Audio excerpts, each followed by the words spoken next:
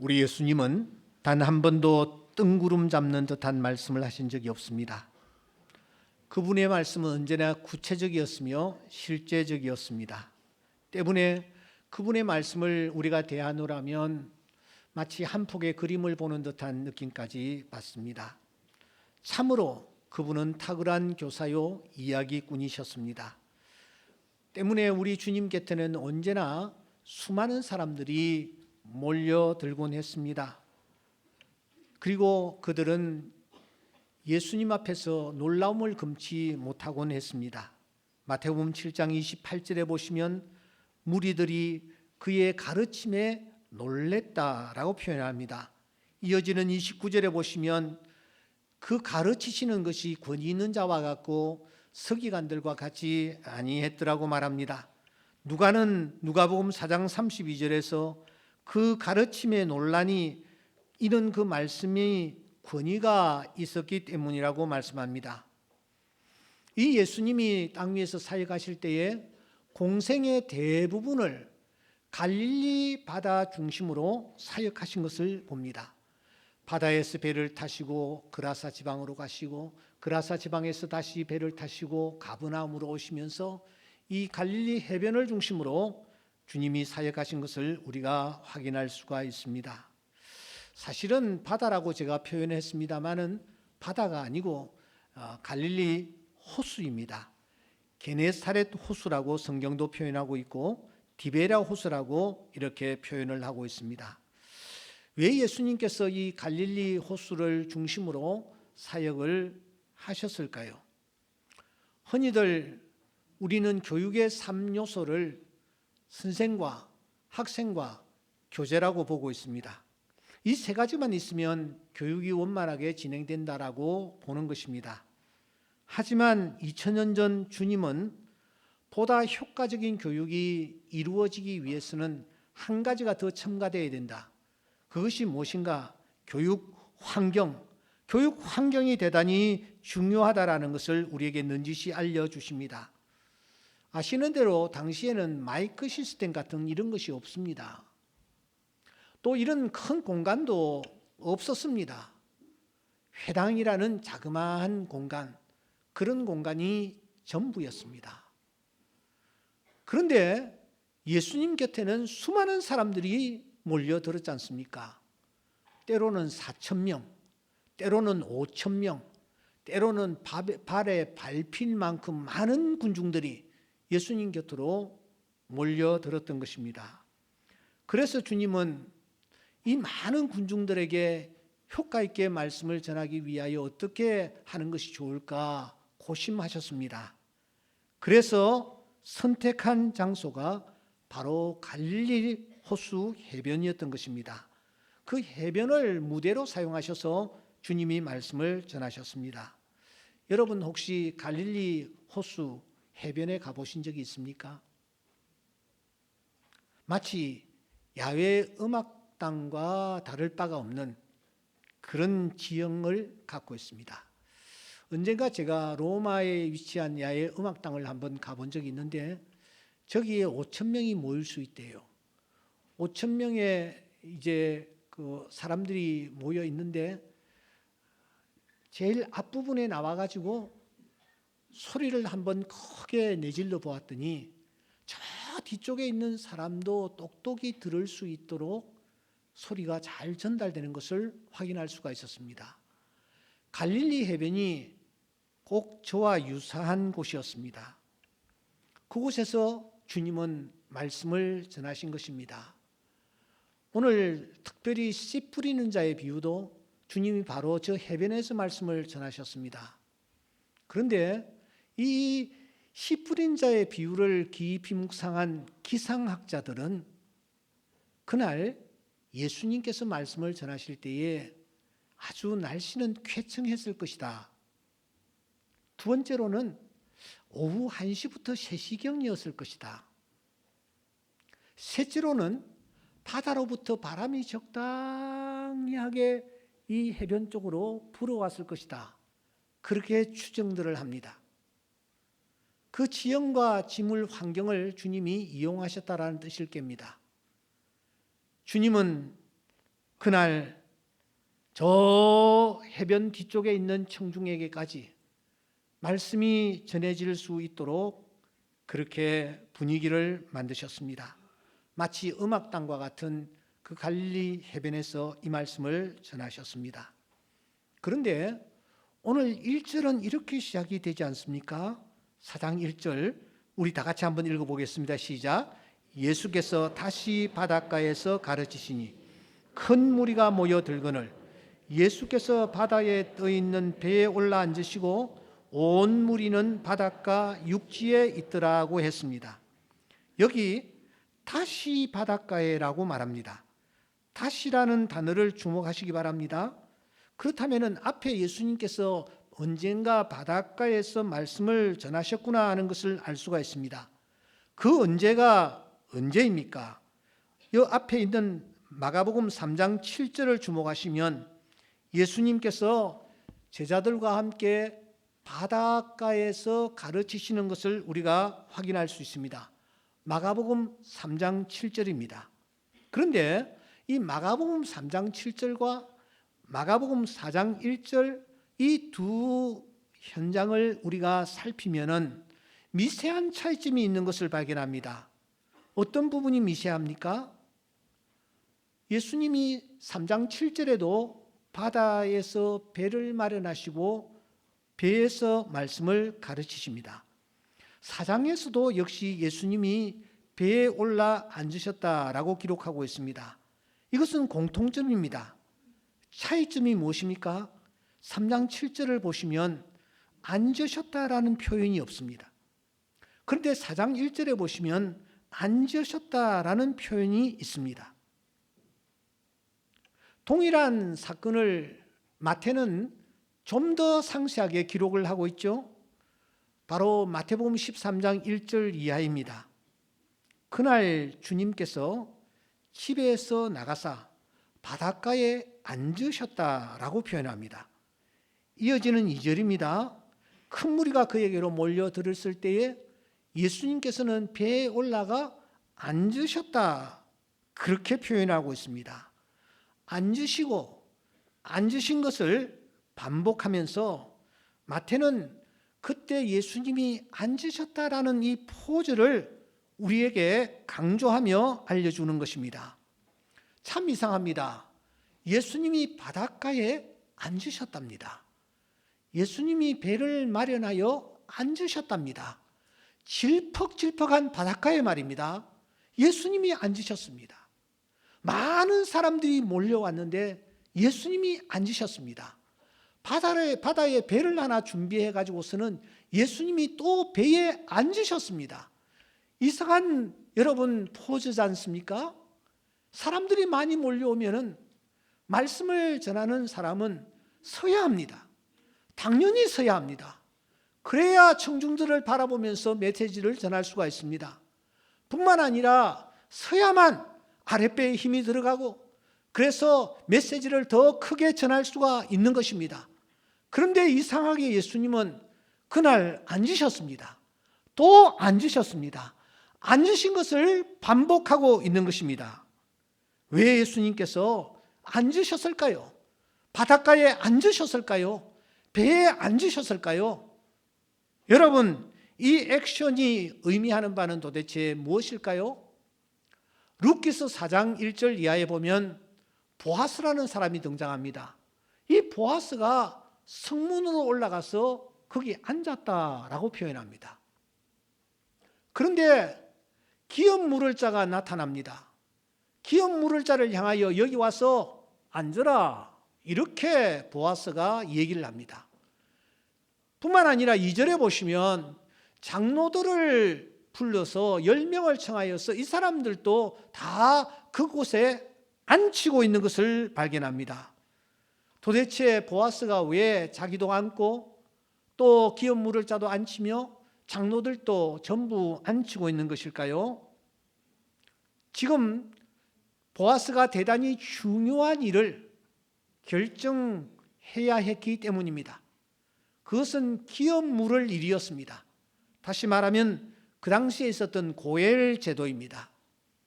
고엘 제도라는 것이 있었습니다.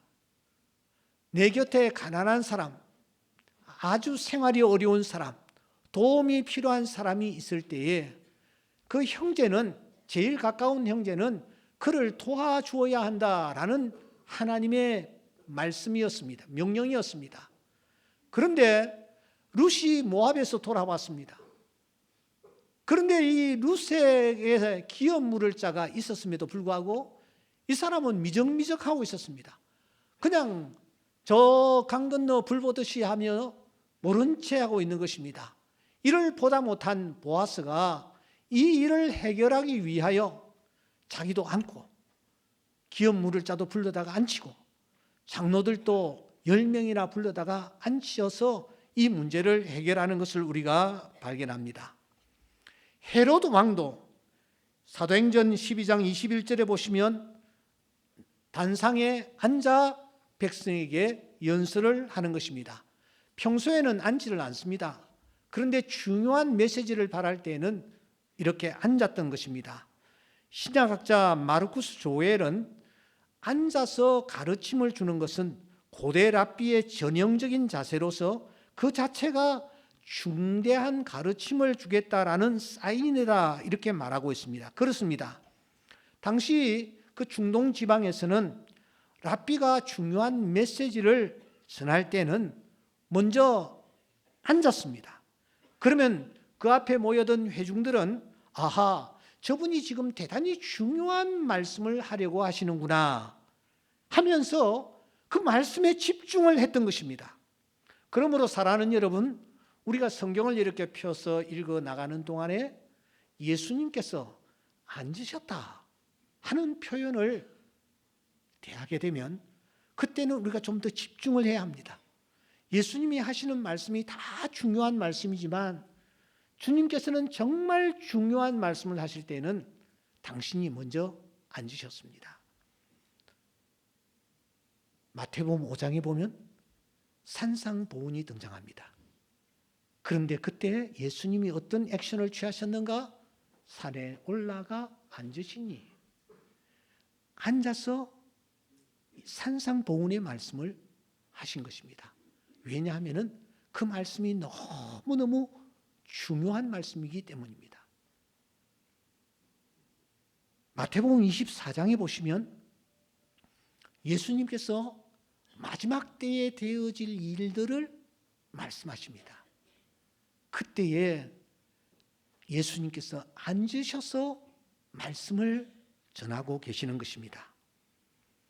요한복음 8장에 보면은 현장에서 간음한 여인을 붙잡아 왔을 때 예수님이 앉으시고 또 앉으시는 것을 우리가 발견합니다. 그리고 하시는 말씀이 이것입니다. 죄 없는 자가, 너희 중에 죄 없는 자가 돌로 쳐라.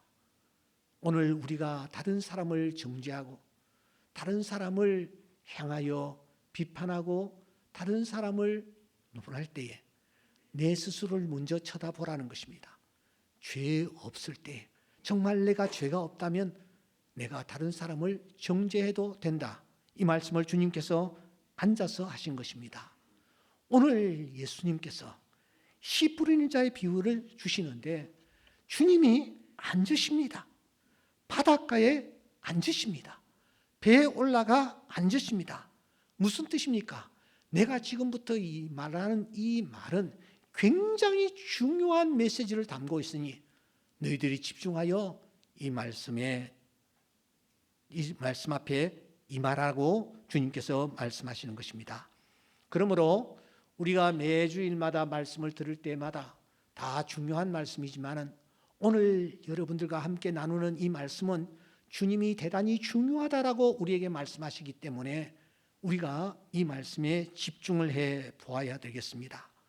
마가복음 13장 34절에 보시면 무리에게 비유로 말씀하시고 비유가 아니면 아무것도 말씀하지 아니하시는 그 주님께서 이렇게 말씀하십니다.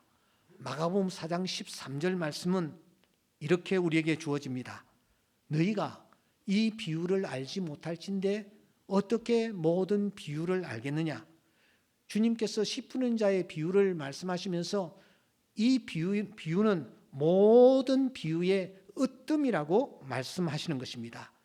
그러면서 주님은 이 비유가 너무 중요하기 때문에 이 비유에 대해서 해석까지 해주시는 것을 우리가 확인합니다.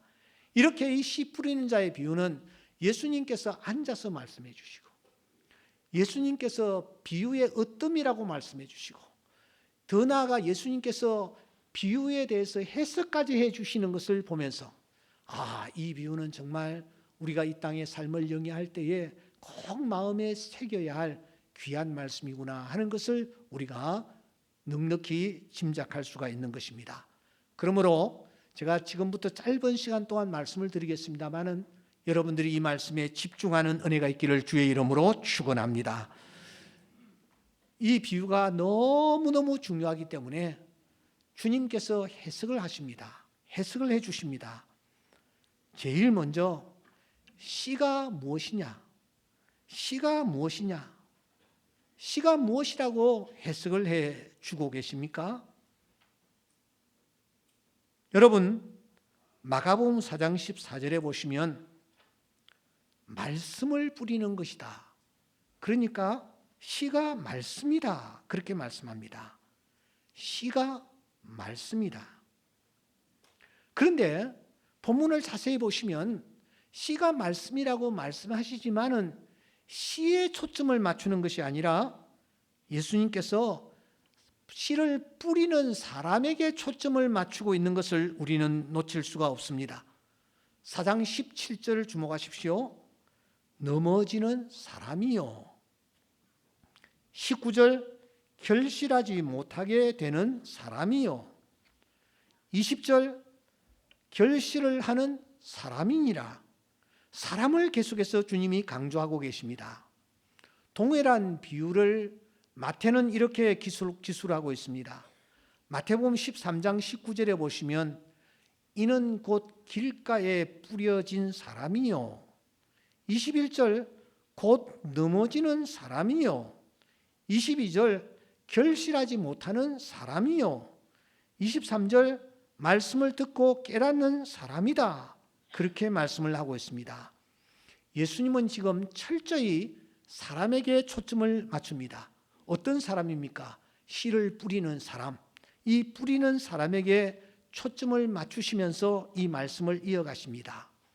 그러면 둘째, 예수님은 밭이 무엇을 상징한다라고 말씀해 주십니까? 오늘 성경에 보시면 네 종류의 밭이 등장합니다. 길가, 돌밭, 가시들기밭, 그리고 좋은 땅, 옥토입니다. 이 밭이 무엇을 상징할까? 도대체 무엇을 상징하면서 주님이 우리에게 주신 말씀일까? 여러분, 마태복음 13장 38절에 보시면 밭은 세상이라고 우리에게 말씀하십니다. 밭은 세상이다. 세상은 어떤 곳입니까? 우리가 발 디딛고 살아가는 삶의 현장을 뜻합니다. 내가 경험해 왔고, 내가 또 경험하고 있고, 내가 앞으로 경험하게 될 나의 하루하루를 뜻합니다. 우리가 지금까지 걸어왔습니다. 그리고 걸어가고 있습니다. 그리고 걸어가야 할 하루하루의 날들을 주님은 세상이라고, 밭이라고 우리에게 말씀하고 있습니다. 그러면 더 중요한 것 한 가지, 여기에 씨 뿌리는 자는 몇 명이라고 주님께서 말씀하고 계십니까? 이 씨를 뿌리는 자가 있습니다. 이 씨 뿌리는 자가 나와서 씨를 뿌리고 있는데 이 사람이 길가에 뿌렸습니다. B라는 사람이 돌밭에 뿌렸습니다. C라는 사람이 가시떨기에 뿌렸습니다. 이런 분위기입니까? 아닙니다. 오늘 자세히 보시면 단수로 기록되어 있습니다. 씨를 뿌리는 자는 단수 한 명입니다. 한 명이 등장하여 씨를 뿌리고 있는 것입니다. 그 한 명이 등장하여 지금 이런저런 밭을 경험하고 있는 것입니다. 그러니까 여러분, 여기 등장하고 있는 씨를 뿌리는 자 주인공이 누구입니까? 오늘 이 등장하는 주인공은 바로 나입니다. 우리 각자입니다. 내가 씨를 뿌리는 자라는 것입니다. 내가 길가에 서 있는 자요, 내가 돌밭에 서 있는 자요, 내가 또한 가시떨기밭에 서 있는 자라는 것입니다. 오늘 아침 우리 주님이 우리에게 별명을 하나 주십니다. 우리에게 주시는 별명이 무엇입니까? 씨를 뿌리는 자라는 것입니다. 우리 가슴에 손을 얹고 다 같이 한번 따라해 봅시다. 나는 씨를 뿌리는 자다. 나는 씨를 뿌리는 자다. 나는 뿌릴새 하고 있는가? 나는 뿌릴새 하고 있는가? 주님께서 우리에게 이렇게 지금 질문을 던지십니다. 너는 씨를 뿌리는 자다. 씨를 뿌리는 자로서 뿌릴새 하고 있는가? 이렇게 우리에게 말씀합니다. 씨를 뿌리는 자인 우리 앞에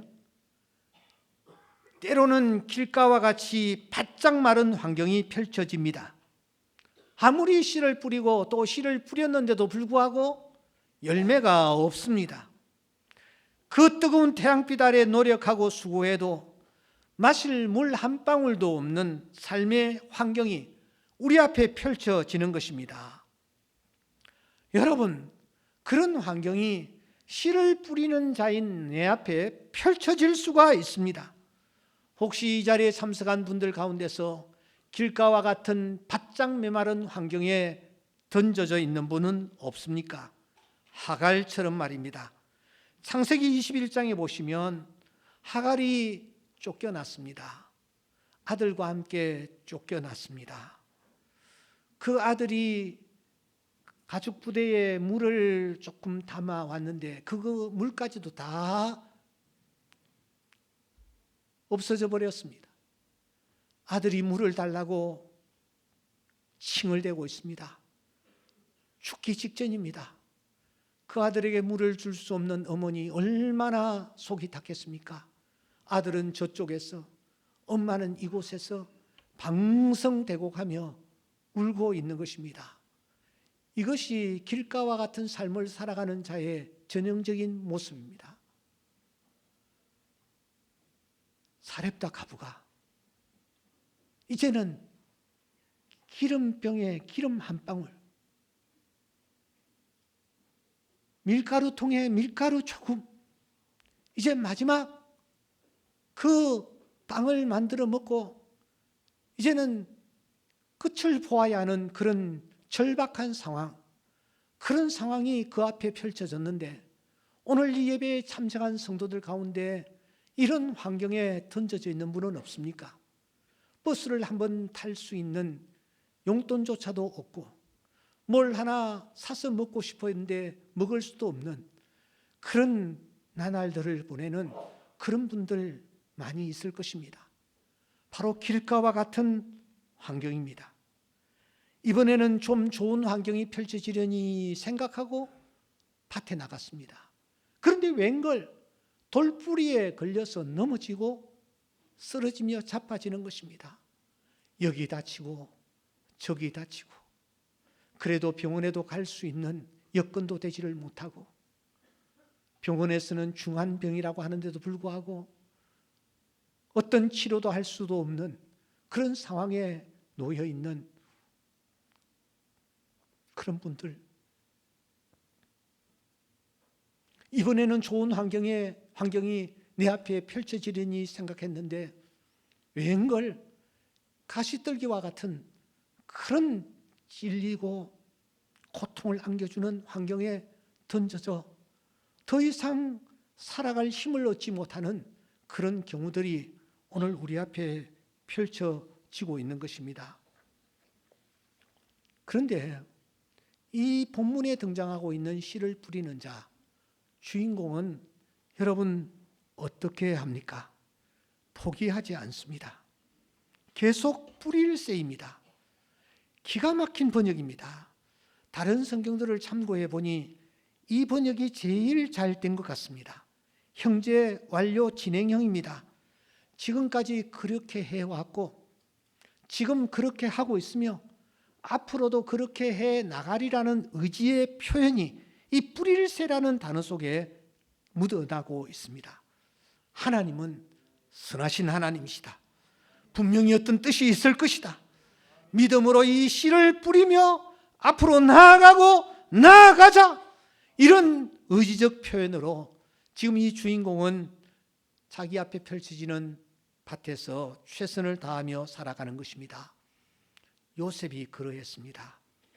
잘못한 일이 없음에도 불구하고 형들에게 미움을 받아 마른 구덩이에 던져집니다. 마치 길가와 같은 환경이었죠. 한순간에 그는 또 종이 되어 팔려갑니다. 보디발의 집에서 종노릇을 하지 않습니까? 돌뿌리에 걸려 넘어진 형국입니다. 나의 뜻, 나의 행동과는 전혀 상관없이 그는 그곳에서 다시 감옥으로 던져집니다. 계속해서 찔리고 또 찔리는 것입니다. 이런 가시떨기와 같은 환경이 요셉 앞에 펼쳐졌습니다. 하지만 요셉을 보십시오. 그는 어떤 환경에서도 말씀을 놓치지 않습니다. 하나님을 놓치지 않습니다. 창세기 39장 9절에 보시면 내가 어찌 이 큰 악을 행하여 하나님께 죄를 지으리이까.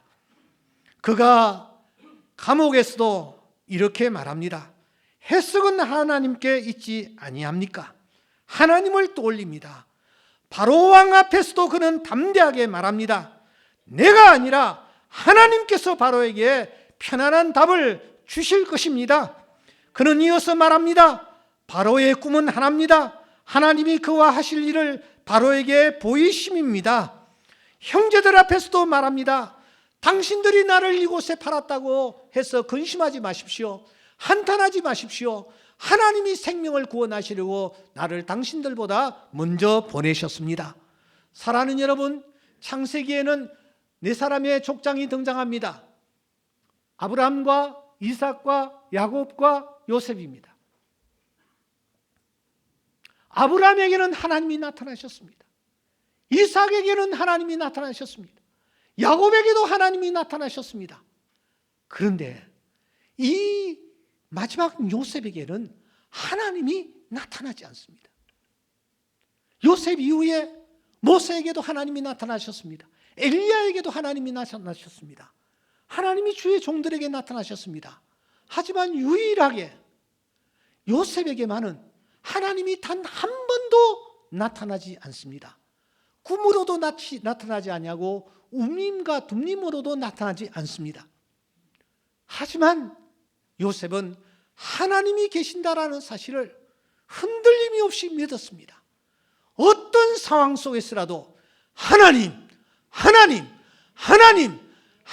하며 나아가는 것입니다. 이러한 요셉의 태도야말로 바로 씨를 삶의 현장에 뿌리는 자의 모습입니다. 하나님이 이 길가에도 나와 함께 하신다. 아멘입니까? 하나님이 돌밭과 같은 곳에서도 나와 함께 하신다. 하나님이 가시떨기 밭과 같은 곳에서도 나와 함께 하신다. 이 믿음을 그는 하나님으로 고백하는 것입니다. 사랑하는 여러분, 여러분들은 지금 어떤 환경에 던져져 계십니까? 길가입니까? 아니면 돌밭입니까? 아니면 가시떨기 밭입니까? 그곳에서 어떤 마음의 자세로 하루하루를 보내고 계시나요? 절망하고 있습니까? 불평하고 있습니까? 낙심하고 있습니까? 좌절하고 있습니까?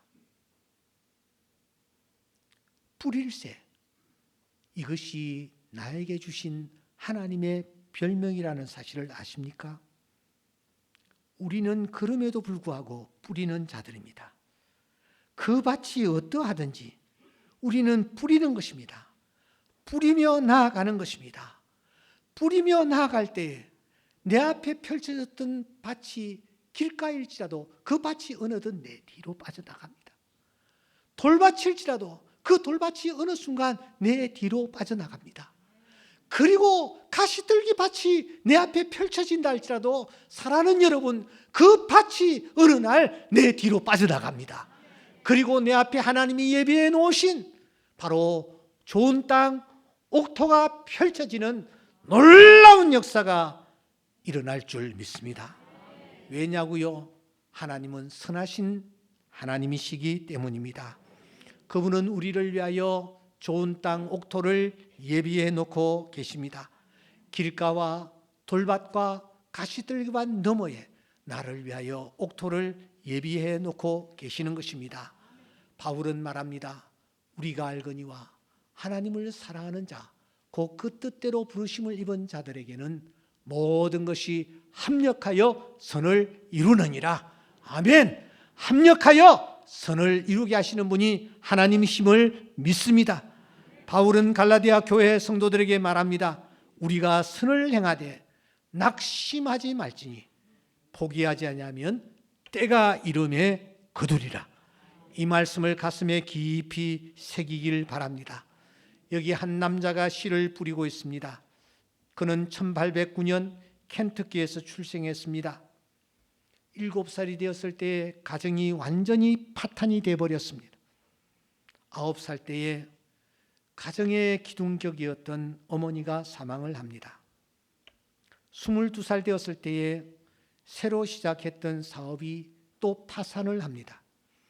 23살에 주의회 선거에 낙선을 합니다. 24살에 친구의 돈으로 시작한 사업이 또 파산을 합니다. 25살에 사랑하는 약혼녀가 사망을 합니다. 29살에 정부통령 선출위원회 선거에도 낙선을 합니다. 39살에 하원의원 출마에 낙선을 합니다. 45살에 상원의원 출마 또 낙선을 합니다. 49살에 상원의원 재출마에 또 낙선을 합니다. 그러던 그가 1860년 51살 되었을 때에 미 합중국 대통령으로 출마하였고 그곳에서 당선을 하여 제16대 미 합중국 대통령이 된 것입니다. 아브라함 링컨의 얘기입니다. 이 링컨이 9살 때 어머니를 잃었는데 그때 어머니가 마지막 숨을 거두시면서 그에게 주신 말씀이 있습니다. 그 말씀은 시편 34편 4절이었습니다. 링컨에게 어머니는 이 말씀을 유언으로 남겨주셨습니다. 내가 여호와께 간구하며 내게 응답하시고 내 모든 두려움에서 나를 건지셨도다. 링컨은 힘들고 어려울 때마다 어머니가 남기셨던 이 말씀을 마음에 새기고 붙잡고 쓰러질 때마다 이 말씀으로 힘을 얻고 일어섰습니다. 그는 말합니다. 내가 걷는 길은 험하고 미끄러웠다. 그래서 나는 자주 미끄러져 길바닥에 넘어지곤 했다. 그러나 난 곧 기운을 차리고 자신에게 이렇게 말했다. 괜찮아. 길이 조금 미끄럽기는 하지만 낭떠러지는 아니잖아. You can do it. 스스로를 향하여 넌 할 수가 있어. 넌 다시 일어설 수가 있어. 낙선하고 파산하고 죽고 쓰러질 때마다 그는 자신의 가슴을 두드리면서 You can do it. 너 할 수 있어. 넌 할 수가 있어.